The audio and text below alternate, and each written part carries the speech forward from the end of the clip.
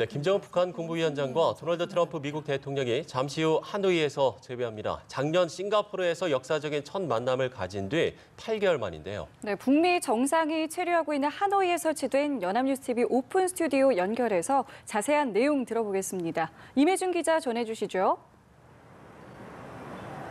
네, 하노이 오픈 스튜디오입니다. 이곳 하노이는 한반도 비핵화를 위한 북미 정상의談판이 벌어지는 장소입니다.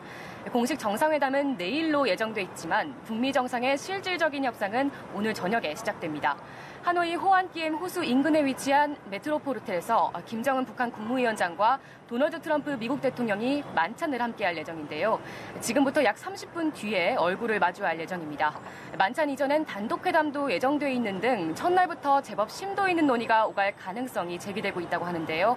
지난해 6월 10일 싱가포르에서 만난 뒤 정확히 260일 만에 다시 얼굴을 마주하게 되는 건데요. 내일 정상회담이 열리지만 오늘 만찬이 상당히 중요한 의미를 지니고 있다는 게 일반적인 평가입니다. 지금 제 옆에는 정치부 최덕재 기자 나와 있습니다. 오늘 만찬의 의미에 대해 이야기 나눠보겠습니다. 최 기자, 오늘 만찬이 2차 정상회담의 풍향계가 될 것이란 분석이 있는데요. 이 부분에 대해서 설명 좀 해주실까요? 네, 북미 비핵화 협상은 상당히 복잡하고 민감한 성격을 지니고 있습니다. 이 협상에서 다루는 의제 자체가 광범위할 뿐 아니라 70년 가까이 적대 관계인 북미 사이엔 아직 신뢰가 충분히 형성되지 않았기 때문인데요. 네. 그래서 이번 협상의 성패는 김 위원장과 트럼프 대통령에게 달렸다는 분석이 나옵니다. 네. 북미 정상이 큰 틀에서 합의를 먼저 한 뒤 실무진의 세부 협상을 넘기는 이른바 톱다운 방식 외에는 복잡한 비핵화 방정식을 풀 수 없다는 이야기입니다. 네, 결국 김 위원장과 트럼프 대통령의 정상회담에서 이 비핵화 협상이 타결돼야 하기 때문에 오늘 첫 회동의 중요성이 어느 때보다 크다는 말씀이신데요. 네, 그렇습니다. 그렇다면 북미 정상이 합의를 도출해야 할 핵심 의제에 대해서도 설명을 해주시죠. 네, 이번 정상회담에 앞서 북미 당국자들은 하노이에서 실무 협상을 벌여왔습니다.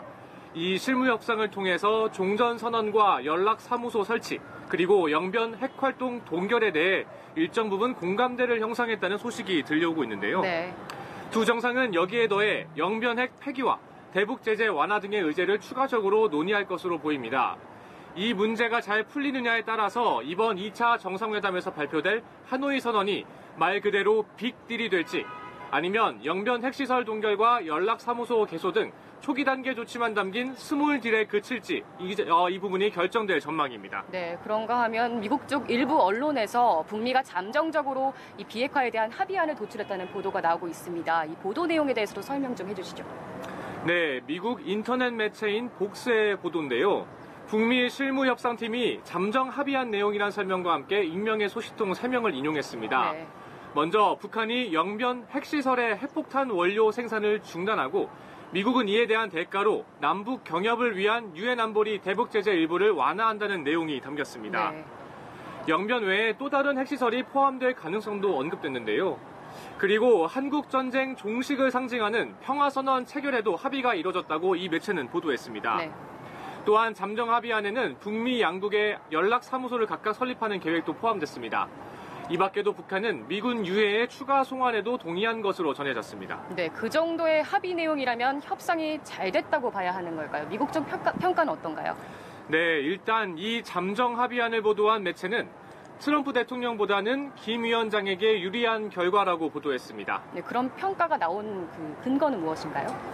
네, 이 근거에 대해서 말을 하자면 일단 잠정 합의안에 따르자면 북핵 핵폐기라기보다는 동결에 가까운 결과라고 볼 수 있기 때문인 것 같습니다.